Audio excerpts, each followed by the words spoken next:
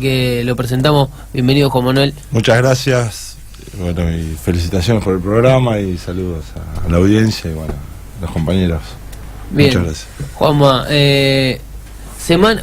venimos de 2 semanas donde el partido judicial y el partido mediático ha intervenido en la política nacional, principalmente atacando la figura de Cristina Fernández de Kirchner. ¿Cómo analizás estas operaciones políticas y cómo ves el panorama para el 2019 frente a esta operación política? Bueno, mira, para mí venimos 2 años y medio de un plan sistemático en términos continentales. Esto no es casualidad, más allá de... No quiero esquivar tu pregunta, que es real y es cierta. Estas 2 últimas semanas se sigue profundizando ese plan. La verdad que nosotros creemos que es una especie de segundo plan Cóndor, como aplicó la dictadura en otros momentos. Ahora es desde la justicia, desde la condena mediática, antes que la presunción de inocencia de cualquier ciudadano o ciudadana. Esto se está aplicando, fue muy evidente en Ecuador, en Brasil ni hablar, en Perú destituyeron a un presidente, en Uruguay lo mismo. Dicen que se llama el Plan Atlanta ahora. No sabía. Lo han denominado, el otro día vi un informe en Telesur que hablando de todo este panorama, porque fue una reunión en Atlanta hace un par de años donde decidieron este ataque masivo, tanto judicial, político y mediático. No sabía cómo se llama, pero sí, evidentemente hay un plan sistemático de persecución, judicialización y bueno, y que tiene también un trasfondo, yo creo, muy profundo en términos económicos, que es la transferencia ya no de los recursos a los sectores más ricos, de los sectores más vulnerables, los sectores más ricos, como bien explicaba Fede, lo que pasó con el tema de la mal llamada reforma jubilatoria, sino ahora también con la toma de muchas empresas nacionales por parte del capital transnacional. Hoy dábamos un panorama frío, nebuloso del futuro del país, de la provincia de Buenos Aires. Estamos preocupados porque creemos que ante las distintas crisis siempre la misma solución: generar causas, ataques mediáticos.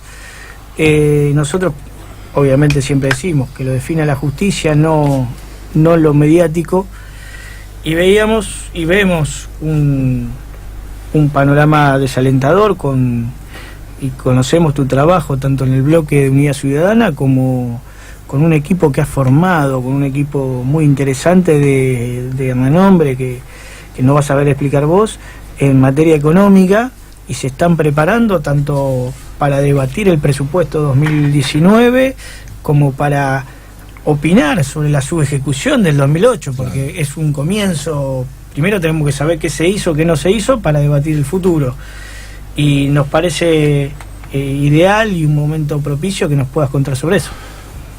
Muy bien, Pablo.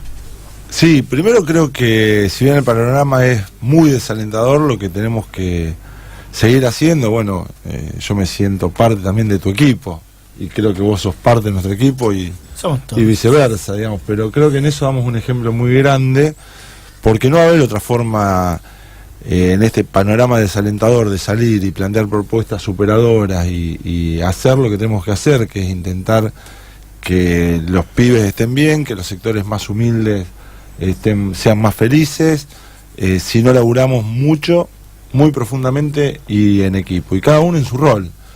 El equipo que nosotros armamos con Martín Di Vela, Fernando Álvarez, estaba Amado Udú también, Silvina Batakis, es decir, Erika Pinto, por supuesto. Es un equipo muy bueno, con mucha experiencia de gestión, muy jóvenes, y en donde nos dedicamos a analizar el presupuesto y obviamente también aquellas medidas de la coyuntura en términos económicos que afectan, como fue el caso ahora de esta medida de la eliminación del Fondo Solidario de la Soja, que para nosotros no solo que tiene que ser rechazado por la bicameral del seguimiento de decreto de necesidad de urgencia en Nación, sino que para mí es por demás desjudicializable, ya que va en contra no solo de la aprobación del presupuesto 2018, sino que además va en contra del pacto fiscal que firmaron 21 de las 23 provincias. Es decir, en esta desesperación que tiene Macri por cumplir con lo que le mandan desde Estados Unidos, el Fondo Monetario Internacional y los sectores de más poder, él mismo transgrede normas que ellos mismos aplicaron. Imaginémonos que el pacto fiscal fue en septiembre del año pasado. Sí, es decir, no estamos hablando que fue hace 50 años, fue hace meses.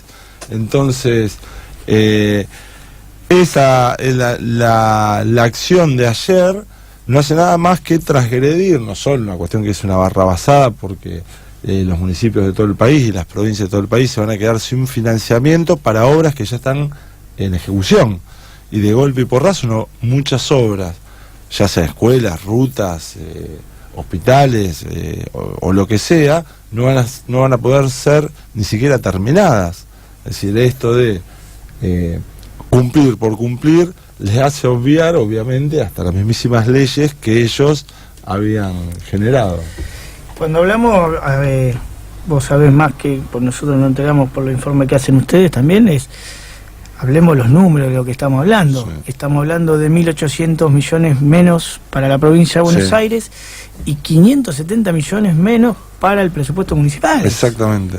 A lo cual para la Ciudad de La Plata creo que son 46 millones, 48 millones. Estimativamente. Estimativamente, ¿no? Casi el 10% de lo que tiene presupuestado la Ciudad de La Plata. Y la verdad que es una locura que... 5. Digo, para no entrar en números finos, porque a la vez el fondo solidario, como se va liquidando mes a mes, vos vas teniendo, de acuerdo a lo que liquida la soja, en cuanto al precio de la soja, vas viendo cuánto hay una variación. Pero digamos, lo que sí es cierto, que los montos son más o menos esos, es que, imaginémonos, si la rotonda no la termina Garro hace 200 años, va a ser 400 años va a terminar, o sea, porque indudablemente alguna parte de esa no realización de obra, digamos, es con el fondo sojero. Claro. Si este asfalto que está poniendo ahora no sale bien, estamos al horno. Claro. Ahora le va a poder echar la culpa a alguien, claro, ¿no? Y que es a ellos mismos. Porque... Juanma, sabemos y que trabajaste mucho en el presupuesto 2008 y estás trabajando, ¿no?, sobre el presupuesto 2019. ¿En qué crees que ha afectado la subejecución en materia presupuestaria? ¿Está afectando más? Sí, nosotros, en relación al presupuesto anterior, Pablo, hicimos y ya al 2017, nosotros vinimos detectando no solo que nos opusimos y votamos en contra del endeudamiento, sino que también poníamos mucho énfasis en la baja en términos reales que se estaba produciendo en los presupuestos de educación, de salud y de justicia. O casualidad, que son los problemas más graves que hoy tiene la provincia, digamos, ¿no? Ni hablar lo que genera la macroeconomía en términos sociales, pero quiero decir, la crisis que hoy está viviendo el sistema educativo, la crisis que está viviendo el sistema sanitario, no solo se debe a la no gestión de la gobernadora Vidal y de sus ministros, sino que también se debe a que fueron desfinanciando el presupuesto. Y si a eso le sumás que, como bien decís vos, Pablo, hay una subejecución en muchísimas áreas de estos... ¿Por qué hay una subejecución también, no? No solo es por la no gestión o la mala gestión que tienen los funcionarios de la gobernadora Vidal y la gobernadora inclusive, sino es además por la necesidad de financiamiento que tiene para cubrir los intereses de deuda. Es decir, vos cuando vas adquiriendo deuda en dólares, en euros, como adquirió este gobierno en los últimos 2 años y medio, tus intereses se van a ir incrementando. Es decir, se tomó al principio de deuda en dólares a 19 pesos, y hoy está a 30,50 y le quedaron cerca de 500 millones de dólares para frenarlo. Imagínate lo que está pagando la provincia en intereses. Una de las cosas que nosotros pedimos informes y nos cansamos de no recibir ninguna respuesta es que las páginas web de los ministerios no están actualizadas. No. Y son los primeros que hablan de modernización y crear un área para modernizar, transparencia también, porque mucha información no...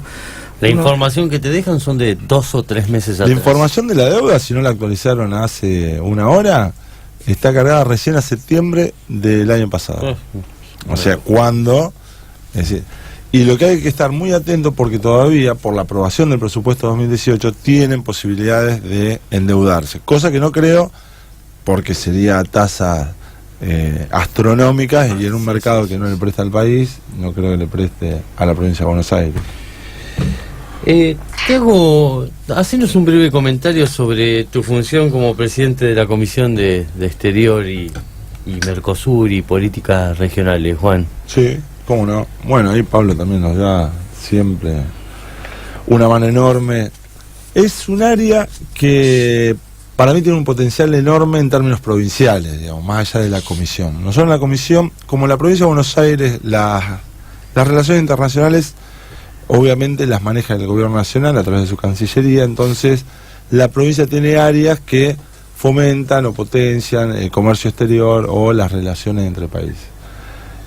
Por primera vez ayer tuvimos la posibilidad de contar con funcionarios del gobierno provincial en una actividad que organizamos después de haber hecho cerca de 20 desayunos de trabajo con diferentes embajadores, agregados políticos, agregados culturales, agregados comerciales de embajadas de todo el mundo. Y el rol que nos dimos con los diferentes miembros también del oficialismo y nosotros como oposición fue de intentar generar esos lazos que nos va a servir a todos, es decir, en nuestro país y en nuestra provincia en particular, que se necesitan muchísimas inversiones, que se necesita muchísimo empresas que den laburo, lo cual va a redundar en una mayor distribución del ingreso y demás. Eso se genera a partir de las relaciones también, digamos. Totalmente. Yo creo mucho que las relaciones internacionales son relaciones personales en algún punto. No termina ahí, pero como bien decía ayer el embajador de Corea, ellos tienen una lógica de primero conocerse, compartir, ver, hacerse amigos para después poder hacer negocios. Entonces yo creo que en esto que planteamos antes de cuando volvamos, que yo imagino que como plantea Pañi en el artículo de La Nación o en La Nación TV, La Nación que más. puede ser antes, sí. Si lo anuncia Pañi, recordemos que Pañi anunció que con Duhovne al lado, que no era tan malo ir al Fondo Monetario Internacional, no sé si se acuerdan. Sí.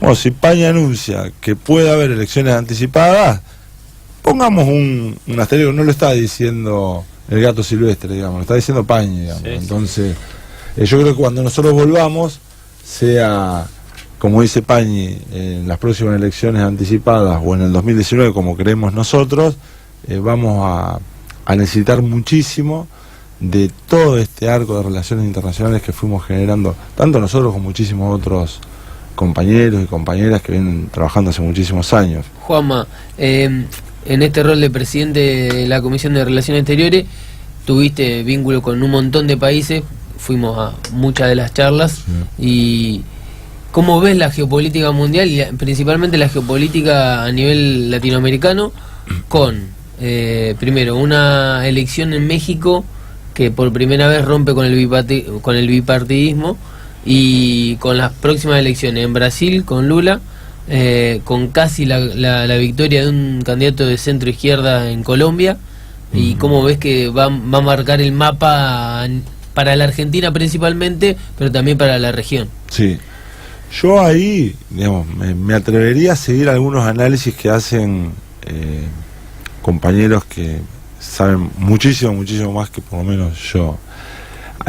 Yo creo que, primero principal, el imperio está en decadencia, digamos. Estados Unidos, es decir, no deja de ser el imperio, pero el imperio viene cayendo de a poco. Sí. Es decir, contra una nueva potencia que no va a ser, por lo menos en principio, o lo que veamos nosotros en nuestra corta existencia, hegemónica en este principio, que es China.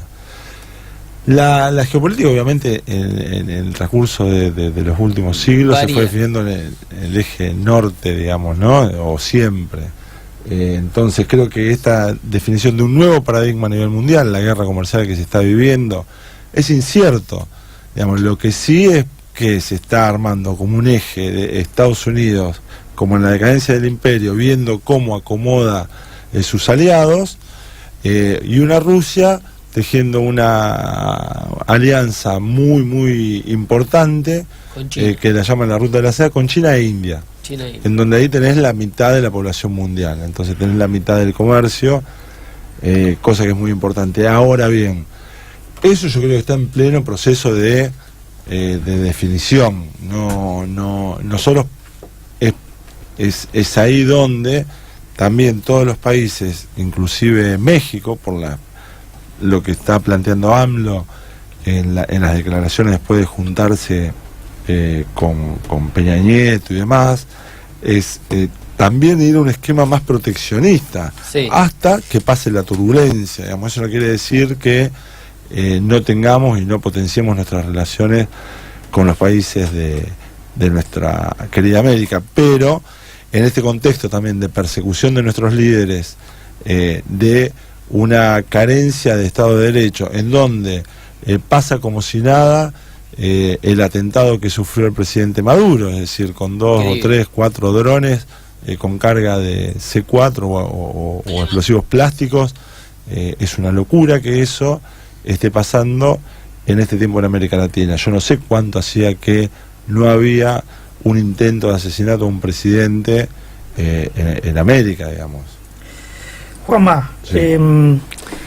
creemos que vos sabés más, trabajaste mucho el tema del endeudamiento de la provincia de Buenos Aires. ¿Cómo ves el panorama futuro en 2019? Porque algunos creemos y trabajamos para que volver a tener una provincia acorde a las circunstancias de los vecinos, de los ciudadanos, y sabemos que el endeudamiento ha sido grande, que no ha sido por obras, y estamos preocupados por la situación, porque sabemos que ha sido no por una generación, sino por más de una. Claro. La situación obviamente es preocupante, pero como hacemos con todos los temas, Pablo, nosotros no nos vamos a ocupar. Yo estoy convencido. Es preocupante porque nunca tuvo este nivel, digamos nunca. La provincia vino en un proceso de desendeudamiento muy grande a partir de la crisis estructural que tuvo nuestro país en el 2001, en donde toda la provincia de Buenos Aires no fue la excepción a las 16 cuasimonedas, se imprimieron los patacones. Desendeudar o salir de ese régimen fue muy doloroso para la provincia, y se generó también un endeudamiento para descansar o calzar el peso. Ahora, yo creo que de los laberintos se sale por arriba, como decía Jalabrín. Entonces tendremos que buscar las formas, vamos a tener que ver bien qué es lo que nos dejan en esto que planteamos antes. Hay un nivel de desinformación muy grande, hay un nivel de mentira aún mayor, es decir, hay una cobertura mediática. Hace 2 semanas, cuando a nosotros nos negaban asistencia a los comedores, asistencia a las escuelas, cuando le negaban a los maestros su aumento, se estaba girando o se estaba haciendo una readecuación presupuestaria de 100 millones de pesos a la Secretaría de Medios. Entonces, no está tampoco claro cuánto es la cantidad, más allá de algunas infografías que salen, porque hay muchísimos organismos que dan pauta publicitaria y que no están en esas infografías. Ahora, en la relación a la deuda, yo creo que va a haber que sentarse, habrá que pensar muy bien cuál va a ser el mecanismo de adelantamiento o no, rescate o no, pago anticipado o no, porque hoy no sabemos realmente cuál es la situación real financiera, de endeudamiento de la provincia.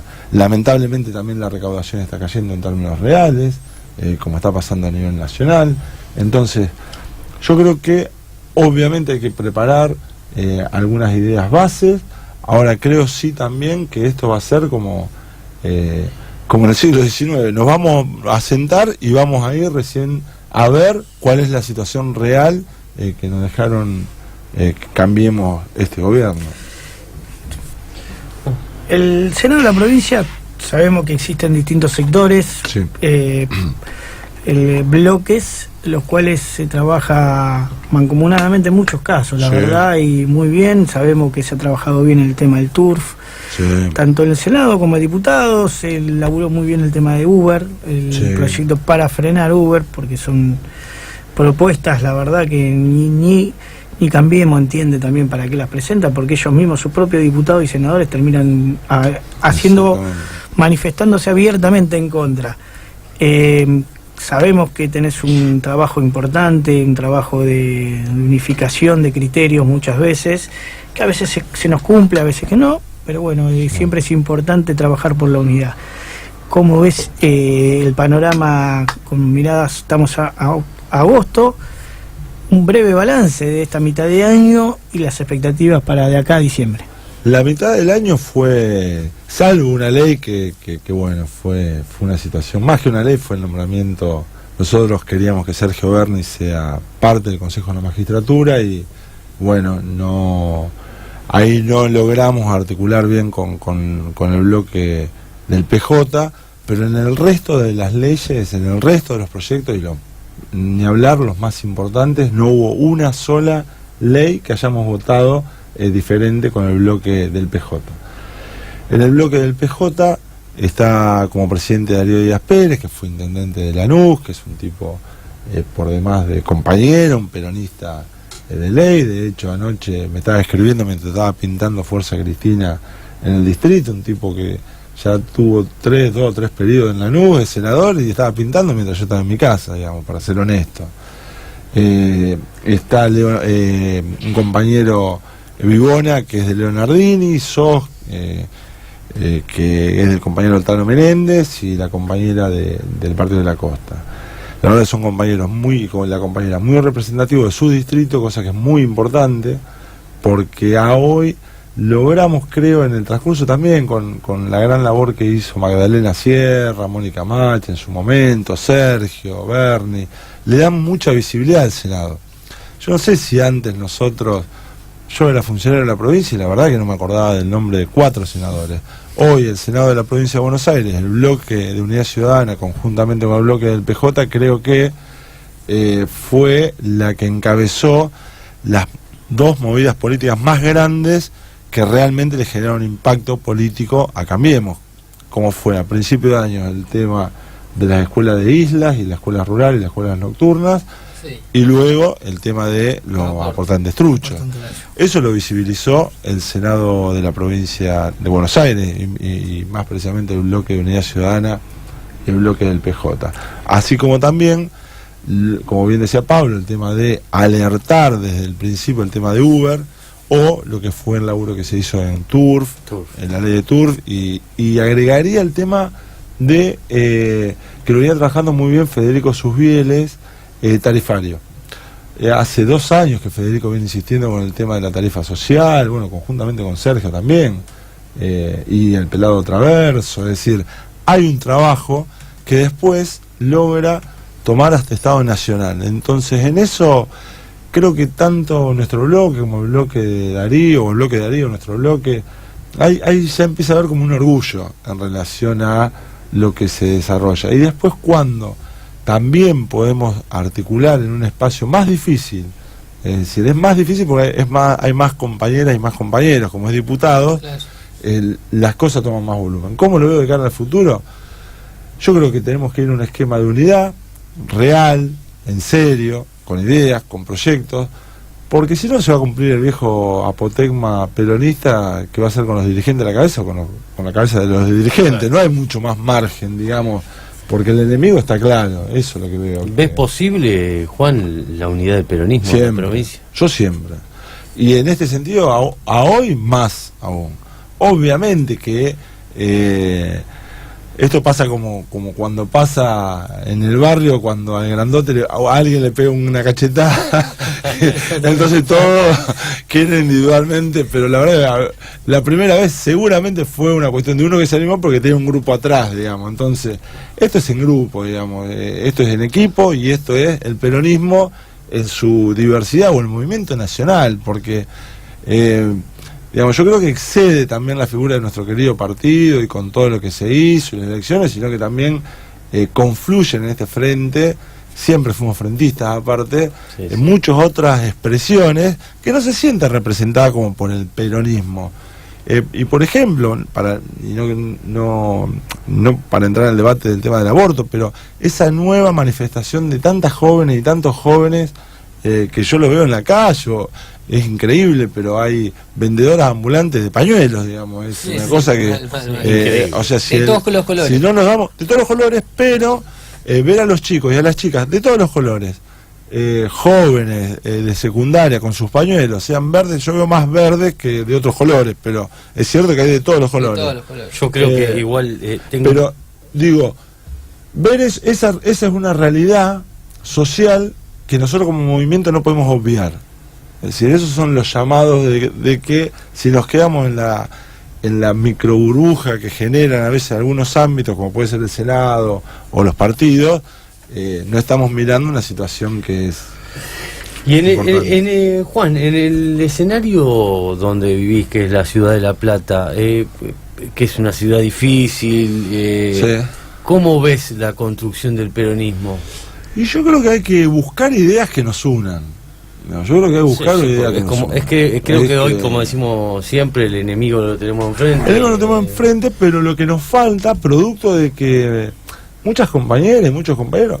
A ver, yo quiero hacer un reconto donde nos vamos a olvidar un montón de cosas, pero ¿a cuántas marchas fuimos por la liberación de Mariano Bruguera? Así arrancamos. Es decir, arrancamos en febrero del 2016 haciendo encuentros en el partido donde iban todos y todas, digamos. Hay que buscar esa, digamos, y también ver los tiempos por los cuales pasamos. Es decir, salimos de un 2016 en donde nos metían presos a compañeras, nos perseguían judicialmente a compañeras y a compañeros. Íbamos a marchas a Capital, a marchas Comodoro Pi, volvíamos, empezaban ya las situaciones de falta de comida, falta de laburo. Nos agarró un 2017 ya pensando electoralmente, y bueno, estamos en un 2018 que nos permitió, evidentemente, pensando un poquito más adelante y en la situación de crisis en la que vivimos, tener que unirnos para enfrentar a estos tipos. Entonces, y a esta gobernadora. Yo creo que estos 4 meses que faltan va a ser clave la discusión del presupuesto nacional primero. No hay que obviar el tema del presupuesto nacional, porque ahí es donde se genera la mayor deuda de la Argentina, y donde la provincia de Buenos Aires tiene que tener una posición más clara. El peronismo de la provincia, o el movimiento nacional de la provincia de Buenos Aires tiene que tener una posición más clara. Yo quiero hacerme cargo de un, ¿qué sería? Como un teorema. Yo creo que el peronismo de la provincia de Buenos Aires no entiende al peronismo nacional en parte, y el peronismo nacional no entiende al peronismo de la provincia de Buenos Aires. Hay una lógica, al ser tan grande la provincia y en un país dentro de la Argentina, es decir, somos el 40% de todo casi, ¿no? Del 37 al 40, producción, habitantes, ingresos. Entonces, tiene una lógica muy autónoma. Muy autónoma, sí. Muy autónoma. Más, casi es un poquito menos autónoma que la capital federal, digamos, pero tiene una lógica muy autónoma. Y en política pasa lo mismo.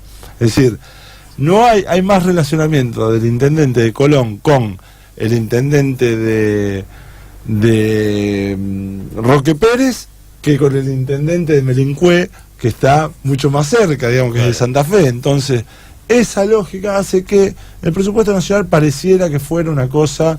No, y como fuimos gobierno también nos pasa eso, que no entramos en una discusión de ver bien qué es lo que a la provincia de Buenos Aires le afecta. Y yo creo que eso puede ser un buen inicio. La manifestación de ayer del PJ a nivel provincial en relación en contra a la quita del Fondo Solidario de la Soja es una muy buena iniciativa. Lo que hoy van a hacer con Guido Lorenzino, de una presentación en conjunto a la mayoría de los intendentes, es otra muy buena iniciativa.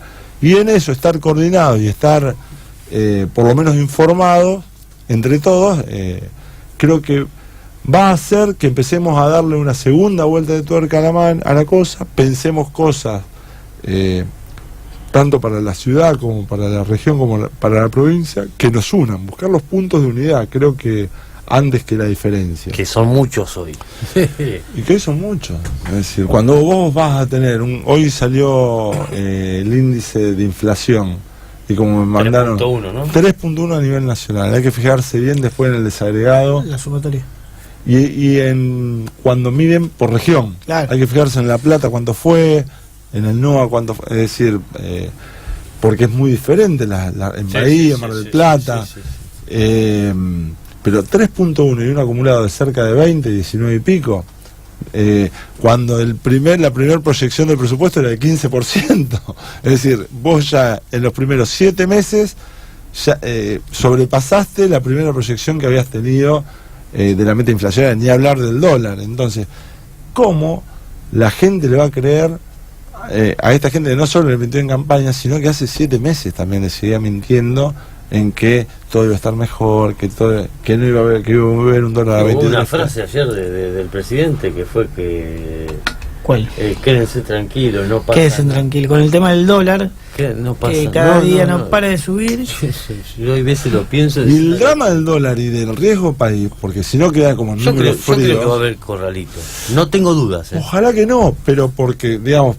Por gente especialista. Porque, digo, sí, no, ojalá que no. Yo lo que digo es porque todas estas cosas que suceden para mal, los que más la padecen son los sectores pobres, jóvenes y, me atrevería a decir más que nada, las mujeres, jóvenes y pobres. Entonces, yo lo que tiendo es a que no.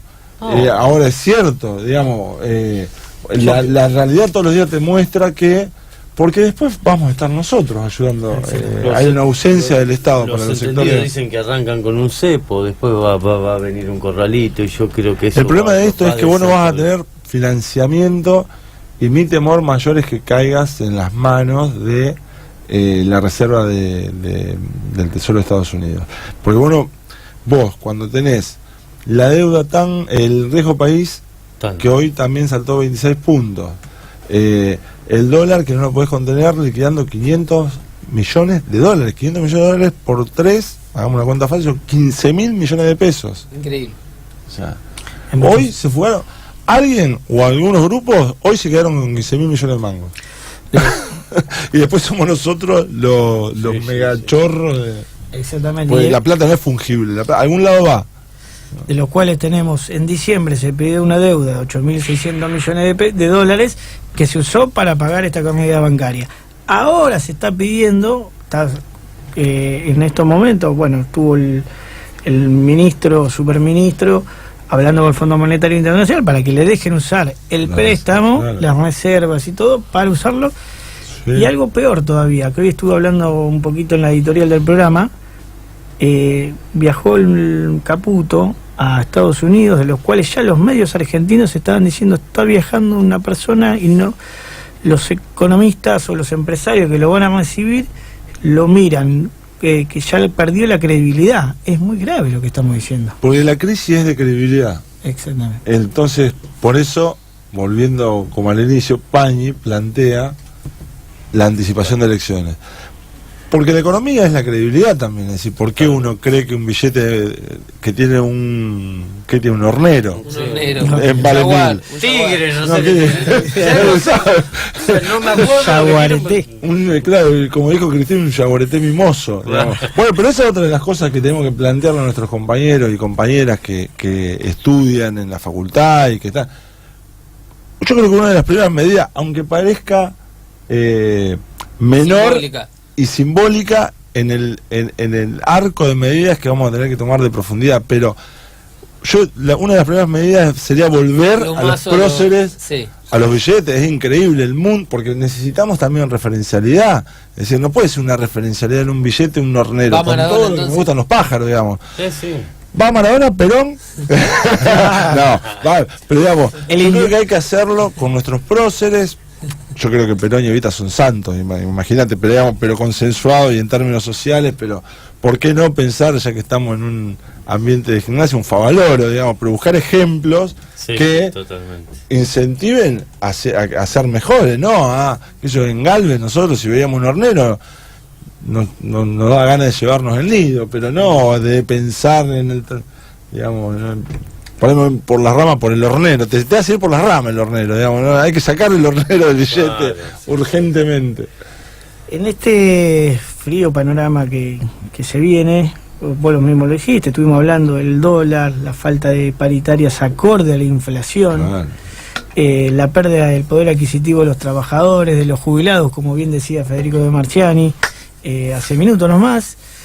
Creemos ¿qué panorama ves, teniendo en cuenta que estamos a mediados de agosto, de los cuales ya los trabajadores están cada vez más preocupados porque la canasta básica está cada vez más alta y el ajuste cada vez más fuerte y ya no queda ni qué ajustar prácticamente. ¿Cómo salimos de esto? Aparte de unidad, ¿no? No, la situación, lamentablemente, vuelvo a repetir lo de antes, es decir, yo creo que acá lo que hay que empezar a pensar realmente es una discusión profunda del cambio del pacto social existente, es decir, yo creo que hay que pensar, obviamente, en medidas que hagan a una mayor distribución del ingreso, a un mayor consumo. Creo que no se puede salir desde otro lugar de que no sea fomentando el consumo real, y vamos a arrancar desde cero, es decir, que la gente por lo menos pueda comer. Ahora, lo que hay que discutir luego y enseguida, o en el mientras tanto, porque va a ser más vertiginoso que estos tiempos, digamos, porque si nosotros somos gobierno el año que viene, no vamos a tener mucho margen de error ni mucho tiempo. Nosotros vamos a tener los compañeros, primero, la demanda social de aquellas personas que nos votaron. Segundo, la condena mediática permanente, que no nos va a perdonar lo que hicimos en 12 años, ni lo que hará algún compañero o la compañera que sea presidente o presidenta. Tercero, los sectores del poder que van a querer recuperar parte de lo que ellos también están perdiendo. Digamos, que hoy Aldo Roggio esté pasando por Comodoro Pi, no va a ser gratis tampoco para la configuración de un sistema empresarial. Más allá de que si el que robó, que lo juzgue la justicia, como bien decía Pablo, y que cumple lo que tenga que cumplir o que sea absuelto. Lo que digo es que hay un sistema empresarial y un sistema de credibilidad y un sistema ya también de contratación de los estados nacionales y provinciales y hasta municipales que se está resquebrajando. Ahora, salir de eso, yo creo que se sale solamente con medidas expansivas, con cambios estructurales, que hay que pensarlos muy bien, que hay que generar consenso con diferentes sectores. Creo que tenemos que volver y volver mejores. Digo volver en el sentido amplio de la palabra. Esto no quiere decir que yo esté diciendo que tiene que volver algún sector dentro de, sino creo que el que vuelve es el movimiento nacional. Pero que tenemos que aprender a qué es por, como decía el general Perón, hay que persuadir. No se va a poder imponer nada, hay que sentarse con todos los sectores, hablar, charlar. Acá hay antes un pedido que tiene Matías de hacer un ping-pong de... veníamos haciendo en todos los programas y no lo armamos hoy, era un breve... En breves palabras... Una última pregunta. Ante la preocupación que tenemos sobre la pérdida de soberanía, sabemos que la pérdida de soberanía económica, vos lo dijiste con claras palabras, la identidad, y también algo que se hizo el otro día, fueron al Senado con Darío Díaz Pérez, unos compañeros para la defensa de la soberanía, denunciar todos juntos, los compañeros, los medios, de los medios donde tengamos, el acuerdo Fonaderi-Duncan, que genera un principio y algo muy grave para lo que es la soberanía argentina sobre las Islas Malvinas. Y me parece que no solo hablamos cuando hablamos de pérdida de soberanía, sino la identidad, la cultura, las bases también que se instalan, sino también sobre nuestro mismo territorio, y la verdad tenemos que denunciar eso. Totalmente, sí, fue una actividad muy buena la marcha que se hizo, también pasando, porque a ver, la pérdida de soberanía también, yo lo planteé, Darío fue muy generoso, la verdad que yo no pensaba hablar, en términos de, también la soberanía se defiende cuando se vota en contra de la toma de deuda. Entonces, es tal cual decís vos, es amplia la defensa de nuestra soberanía. Yo creo, además, que en esto que, bueno, no quiero ser reiterativo, digamos, pero hay tanto para hacer que acá no sobra nadie. Es decir, si nos vamos fijando la cuestión de seguridad, la cuestión de cultural, la cuestión de la casa de moneda, la cuestión de las medidas económicas, la cuestión social que vamos a tener que no va a ser fácil, la cuestión educativa, la cuestión de salud, la cuestión... Vamos a tener un trabajo... Tuvimos un retroceso en 2 años y medio que nos parecía, a algunos no nos parecía increíble porque realmente planteamos la campaña y con mucho dolor y con mucho corazón que esta era una situación previsible. Sí, era previsible. Digamos, pero bueno, cuando la sociedad se da cuenta, nosotros tenemos que afrontar los problemas, ¿no? Bueno, vamos a hacer un breve ping-pong, Juan. Te vamos a dar un par de nombres, cortito. Sí, ping-pong. Bien. Cristina Fernández de Kirchner. La conductora de un proceso histórico y yo creo que es la referente de un espacio muy grande del campo nacional y popular. Máximo Kirchner. El referente de nuestra agrupación política. Yo digo agrupación, a mí me retan porque digo agrupación, pero para mí es la agrupación La Cámpora. Es una de las personas más inteligentes que conozco. Es un tipo con una sensibilidad muy grande y con un potencial enorme. No debe ser fácil ser Máximo Kirchner, digamos. Entonces, pero es una gran persona antes que un gran dirigente, si bien es un gran dirigente, pero un gran tipo. Yo no te la voy a dejar tan fácil. ¿Daniel Salvador? Yo creo que Daniel Salvador es un lujo. Tiene una personalidad y una trayectoria además, es decir, que yo respeto muchísimo en los tiempos, más en los tiempos que corren ahora, digamos, el haber sido parte de la CONADEP, él fue secretario, amigo de Alfonsín, y fue un tipo que es vicegobernador porque cumplió con el mandato de su partido. Miren ustedes, cuando nadie daba 2 pesos por María Eugenia Vidal, el partido fue y le dijo, nadie quería agarrar, jugar. Y Daniel dijo, yo, lo que me diga el partido, pero fue sin no fue por negociación o porque metió a un diputado, yo voy. Y la verdad que a mí eso me genera el mayor de los respetos. Y en el Senado, sinceramente, hizo muchas cosas que nosotros como oficialismo, yo fui parte de la gestión y me estoy haciendo cargo yo, digamos, no permitíamos. Desde el uso de instalaciones a esta apertura en las comisiones, la verdad que eso Daniel le puso verdaderamente un funcionamiento muy democrático. Después obviamente pesan las mayorías, nosotros somos el equipo que juega como nunca pero pierde como siempre porque tienen mayoría de ellos, pero la verdad que Daniel en eso me parece una gran persona.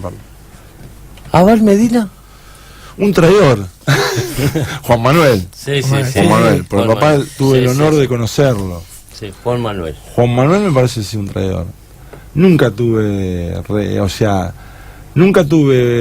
buena relación y yo creo que pero no traidor porque haya dicho algo de soplón, en buchón, el sentido de traidor a su historia. Él tuvo un tío que fue asesinado, fue un tío que a los 20 y pico de años realmente se jugó las pelotas. Tiene un papá que está vivo, que fue un tipo que estuvo preso en la embajada de México, exiliado, armó los Argenmex, hizo amigo de Slim, le ayudó al PRI a armar el sistema de inteligencia. O sea, un tipo que es brillante, un chabón que siempre siguió pensando en Argentina y generando lazos. Siempre hay una oveja negra. Y yo creo que pero yo creo que Juan Manuel, como me decía el Pepe Salvino, como dice el Pepe Salvini siempre, si tomas mate, mea verde, no quiere hacer otra cosa. Y yo creo que hay una defección porteña ahí también que en Juan Manuel le pesa esa cuestión de querer ser otra cosa que no es. Y uno no puede ser, como decía San Martín, más de lo que es ni menos de lo que puede ser. El presidente del Partido Justicialista de la provincia de Buenos Aires, Menéndez. Un fenómeno. Pero yo descubrí una persona con muchas críticas y bueno, nosotros un compañero del bloque nuestro tuvo una agarrada que se viralizó también, que visibiliza mucho el Senado. Yo la verdad que el Tano no tuvo digamos, agarró el partido en una situación en donde tuvo que hacer malabares y equilibrios. Yo creo que también quizás pecó de honesto en intentar generar relaciones que no estaban dispuestas a jugarle tan derechamente como fue el caso de Sergio Massa. Yo creo que la primera trastada que le hace Sergio en el verano, en este verano, yo creo que estoy convencido de que Massa le dijo, sí, nos juntamos con Cristina, y lo dejó recontra pagando. Y la verdad es que el Tano es un tipo que le pone mucho empeño al partido. Es muy importante y muy interesante que la primera identificación que hacemos en relación a Menéndez sea que es el presidente del partido y es el intendente de Merlo, una ciudad de 700.000 habitantes con una complejidad como la ciudad de La Plata. Y yo creo que hay que ayudarlo, y es un tipo, por lo menos en lo que a mí respecta, que no tengo un voto, digamos, que siempre encontré a un compañero dispuesto a escuchar, dispuesto a hablar y bueno, y dispuesto también a corregir lo que por ahí uno ve como un error, o de marcarte lo que él ve como errores a nosotros. Pero creo que hizo una gran labor también en la campaña. No nos olvidemos que fue de los que más acompañó a Cristina en la campaña del 2017, que hizo que muchos intendentes la acompañaran. A mí me gusta ver la cuestión como en retrospectiva, digamos, ¿no? Es decir, ver también qué se hizo. Perdió 3 elecciones contra el Bajo Tacé, agarra un municipio muy caliente, al año agarra el partido. Entonces creo también que nosotros tenemos que tener no una mirada complaciente, pero sí una cuestión también de paciencia, ¿no? Voy a ser un poquito más amplia. Sí. Sergio Massa, pero en realidad ¿crees en la tercera avenida, la avenida ancha? No. ¿En este panorama no existiría? No, yo creo que sí existe la posibilidad de nuevos emergentes, porque lo que hizo Cambiemos fue volver a un esquema de 2001 en donde estamos en el lodo, en el barro todo embarrado, digamos. Entonces claro, es lo mismo qué sé yo quién, a Piñoco, o es lo mismo Pablito a entonces no es así, nosotros sabemos que no es así, pero también entra en descreimiento el sistema. Hay un gran descreimiento en el sistema judicial, hay un gran descreimiento en el sistema de medios, hay un gran descreimiento en las iglesias. Entonces, cuando todo entra en descreimiento, primero que es un cóctel cuasi explosivo, yo creo que está pasando eso, empieza a marcarse esa situación, pero creo que es también una oportunidad de nuevos emergentes. Por eso también identificaba a las compañeras y compañeros que, más allá de las diferentes identificaciones en relación a las posiciones del aborto, la separación o no de la iglesia en relación al Estado u otras manifestaciones, que encontraron en un pañuelo una identificación. Es increíble el tema del pañuelo, porque obviamente surge de las madres. Entonces esa historia que carga y la historia que van a cargar estos nuevos pañuelos, yo creo que en ellas, en ellos o en otros, no creo en la referencialidad mediática, es decir, no creo en un Tinelli, pero creo que van a surgir, es una posibilidad. No creo en la Avenida del Medio, sí creo en porque se convierte en blanco o negro con el liberalismo, no hay mucho más margen. No hay grises. No hay grises, es como le pasó al mismo Duhalde. Por eso cuando el Chacho con la Alianza plantearon un esquema que parecía antiliberal, ganó las elecciones. Cuando ellos plantearon un cambio en relación a lo que nosotros planteábamos, nos ganaron, y yo creo que no va a haber margen de... Bueno, te agradecemos por la visita, por la nutrida charla, por la nutrida charla, muy amplia. Para nosotros un orgullo tener un senador con esta trayectoria de distintos lugares que has tenido siendo tan joven, así que la verdad te agradecemos. Bueno, muchas gracias. Cerramos el programa, un programa que ha generado bastante debate.